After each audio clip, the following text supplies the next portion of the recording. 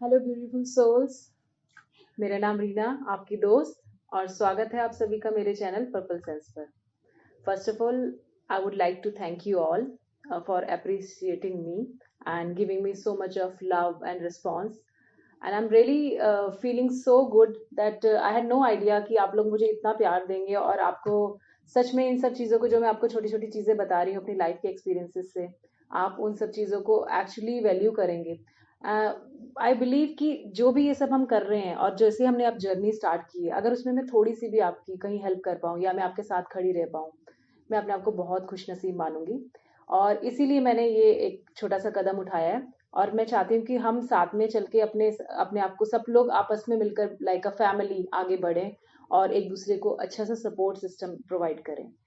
तो इसी से रिलेटेड मेरे पास बहुत सारे मेरे मुझे बहुत सारे सजेशंस आए, मुझे सब लोगों ने बहुत प्यार दिया, बहुत अप्रिसिएशंस दिए और उन्होंने मुझे बोला है कि अपने अपने टॉपिक्स भी बताए कि किस चीज़ पे हम और बात कर सकते हैं, किस चीज़ के बारे में हम और अपने रेमेडीज निकाल सकते हैं या तरीके निकाल सकते हैं।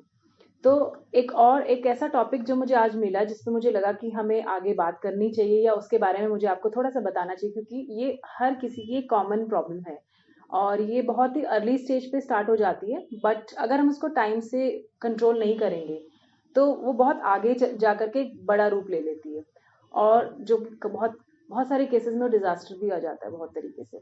तो इसी को वो जो चीज़ है वो है ओवर थिंकिंग की।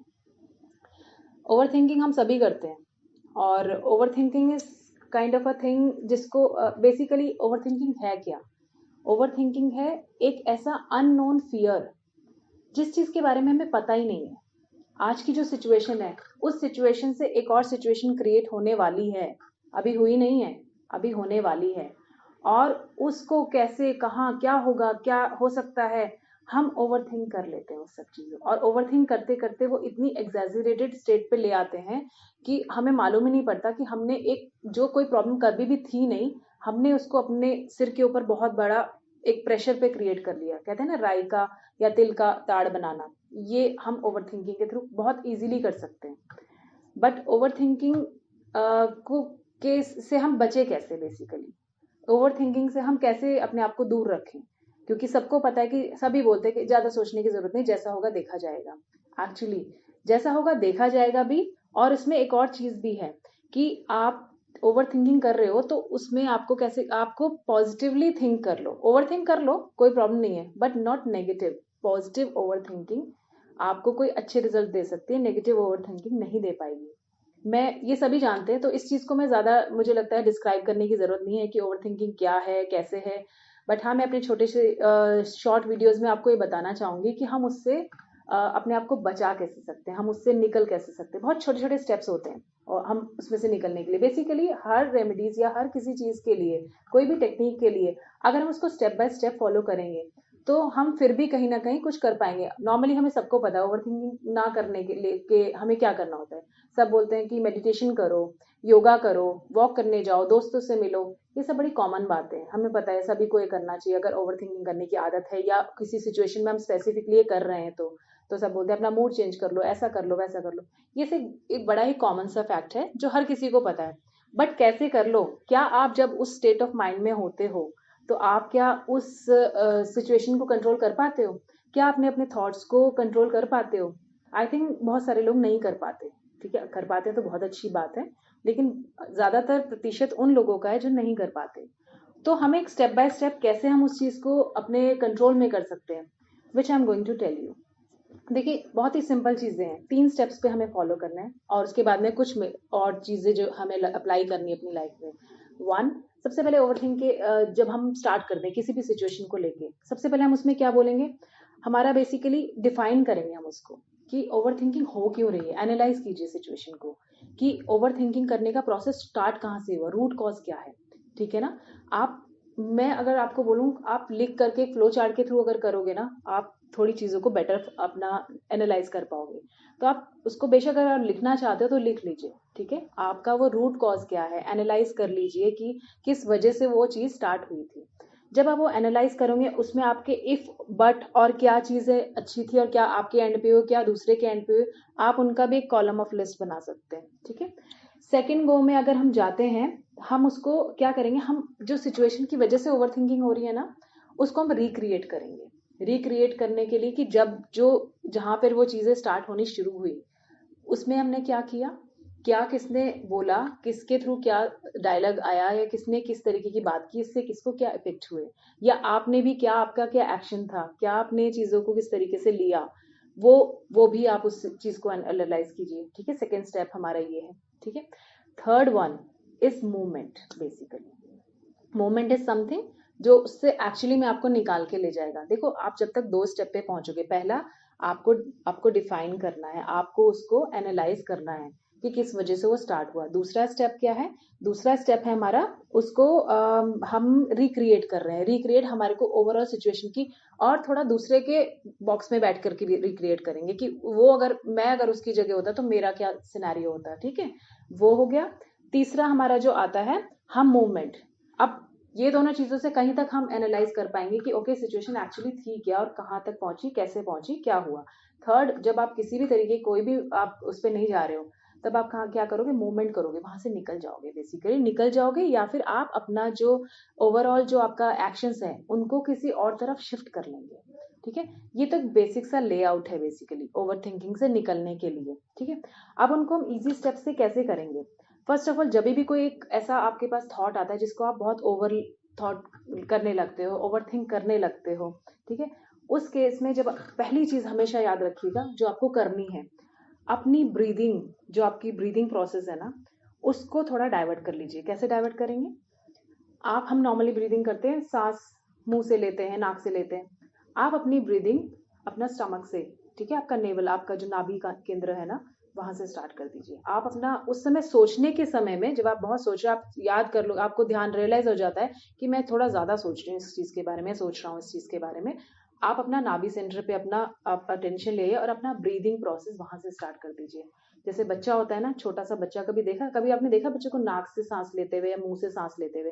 बच्चा जब सो रहा होता है, कभी उसकी सांस पे ध्यान दीजिएगा, उसका पेट ऊपर नीचे फूल रहा होता है, क्योंकि वो पेट से, नाभि से सांस लेता है, क्योंकि वो कनेक्टेड होता है, वो रूट से। नाभि केंद्र हमारा बहुत ही सेंसिटिव और बहुत ही इंपॉर्टेंट केंद्र है, तो वहां से वो सांस लेते, ताकि आप ग्राउंडेड हो जाओ, ताकि आपके अंदर वो ग्राउंडेडनेस आ जाए। ठीक है, तो उस केस में वहां से आप थोड़ा सा अपने आप को आप करके देखिएगा, आपको खुद रियलाइजेशन होने शुरू हो जाएंगे। ठीक है, सेकेंड चीज जो हमें करनी है, वो करनी है आपको, आप राइटिंग स्टार्ट करो।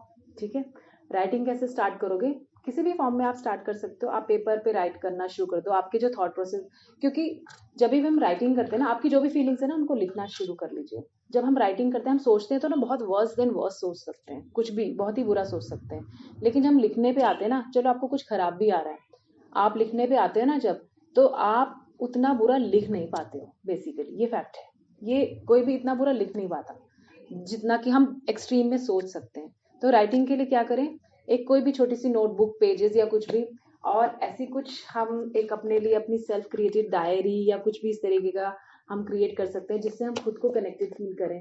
ये मैंने खुद के लिए अपना क्रिएट किया है, जिसमें मैं कुछ लिखती रहती हूँ, लेकिन ज्यादा कोशिश ये होती है कि अच्छी चीजें लिखूं, और अच्छी ही जाती हैं। बेसिकली लिखने के टाइम में खराब हो नहीं पाती, हम ज्यादा खराब लिख नहीं पाते। ठीक है, तो वो जब आप राइटिंग करोगे तो आप कुछ अच्छी चीजों को ही ज्यादा लिख पाओगे। ठीक है, रादर देन राइटिंग खराब चीजें।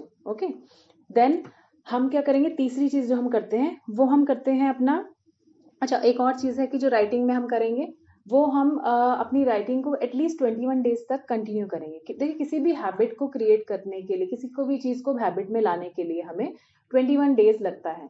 ठीक है, और उसको अगर हम अपने सबकॉन्शियस में कंप्लीटली पूरा का पूरा बिठाना चाहते हैं, तो हमें 40 डेज लगता है। तो एटलीस्ट 21 डेज तक, 11 डेज तक आप उसको, राइटिंग को, प्रोसेस को, चाहे आपका मन कर रहा है नहीं कर रहा है, आप करते रहिए, आप प्लीज करते रहिए, तभी वो आपको फायदा करेगा। ये जो भी टेक्निक्स आपको बताई जाती हैं, आप कहीं से भी आपको पता चलती हैं, आप इस पे थोड़ा सस्टेन होके जब काम करेंगे ना, तो आपको डेफिनेटली वो अच्छी आपको फायदा तभी करेंगी। ठीक है, एक दिन किया, 2 दिन किया, तीसरे दिन कहेंगे नहीं ये तो हो नहीं रहा और ये होगा ही नहीं, इससे कुछ होने वाला नहीं है, तब वो काम नहीं करने वाला बेसिकली। ठीक है, तो थोड़ा सा आप उस पर विश्वास रख के उसको कंटिन्यू करते रहिए। ठीक है, और हम क्या करते हैं, और हम करते हैं कि आपकी जो डायरेक्शंस हैं, बेसिकली डायरेक्शंस चेंज कर लीजिए। डायरेक्शन क्या करनी है, चेंज कैसे करनी है, कि जहां आप नॉर्मली बैठते हैं, सोते हैं या खाते हैं, थोड़े दिन उसको शिफ्ट अप कर लो।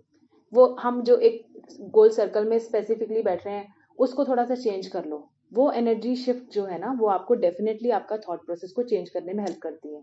It's real. आप करके देखेंगे, then you will feel the difference. ठीक है.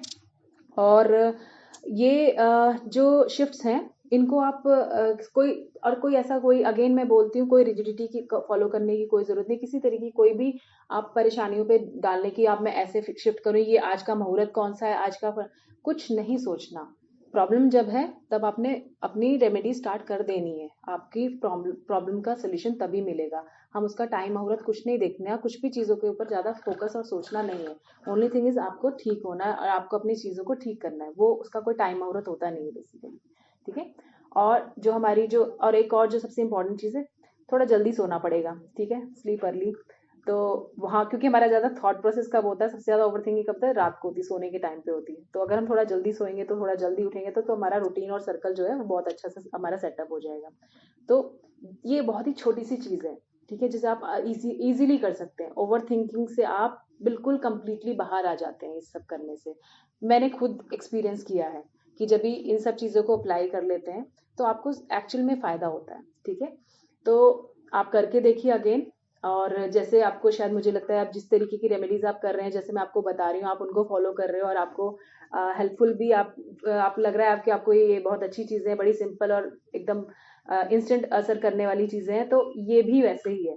और ओवर थिंकिंग से डेफिनेटली आप बाहर आ जाओगे अगर आप ये छोटी सी छोटी चीजों को करेंगे. सिर्फ हमें 3 से 4 चीजें करनी है.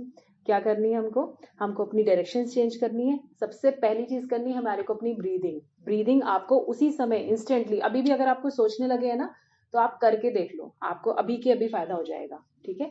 ये छोटी छोटी चीजें हैं, आप इनको कर लीजिए. और एक और चीज जो मैं हमेशा बताती हूँ, वो क्या है, हमारा स्विच वर्ड क्या है इस चीज से, ओवर थिंकिंग से निकलने के लिए, वो है हमारा रीच अप. जी हाँ. Reach up is the switch word. आप ये चैंट कर लीजिए. ठीक है. आप इस चैंटिंग से आपको क्या फायदा होगा, देखिए हर स्विच वर्ड का एक मीनिंग होता है. इसको चैंट करने से आपको क्या फायदा होगा. रीच हम क्यों यूज करते हैं स्विच वर्ड्स में, रीच इसलिए यूज किया जाता है ताकि आप किसी भी डिसीजन को नहीं ले पा रहे हैं, जब आप कोई डिसीजन आपके हाथ में नहीं आ पा रहा, आप किसी एक मोड में नहीं आ पा रहे हो, तब ये रीच आपको हेल्प करेगा उस डिसीजन तक पहुंचने के लिए. ठीक है. अब किस लिए यूज किया जाता है, अब इसलिए यूज करते हैं कि आपकी जो प्रेजेंट सिचुएशन है उससे आपको अपलिफ्ट कर देने के लिए आप उस रीच और अप से उस डिसीजन को ले पाएंगे और अपनी सिचुएशन से अपने आप को अपलिफ्ट कर लेंगे, एक बेटर पोजीशन पे चले जाएंगे, एक अच्छे डिसीजन वाले मोड पे आ जाएंगे. तो ओवर थिंकिंग जो है वो ऑटोमेटिकली कम हो जाएगी. ठीक है. तो छोटी सी मशीनरी है, ओवरलोड करेंगे तो गर्म हो जाएगा. तो लेट्स नॉट डू दैट.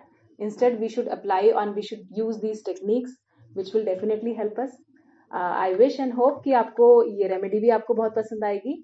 और इसके आगे भी आप प्लीज मुझे बताते रहिएगा कि आपको किस किस टॉपिक्स पे आप जानना चाहते हो, किस टॉपिक पे हम बात कर सकते हैं. अपने एक्सपीरियंसेस जरूर शेयर कीजिएगा प्लीज, क्योंकि उस एक्सपीरियंसेस को जब आप शेयर करते हैं तो मुझे भी एक मोटिवेशन मिलती है कि मैं आगे कुछ आपको और अच्छा आ करके बताऊं, थोड़ा और अच्छी तरीके से आपसे बातें करें और हम हर चीजों को अच्छे से कैलकुलेटिवली और हाँ विद लॉजिक्स एज वेल, हम उन चीजों को अप्लाई करें अपनी लाइफ में और हम आगे बढ़ें. ठीक है. तो इसी के साथ आज मैं विदा लेती हूँ. नमस्कार.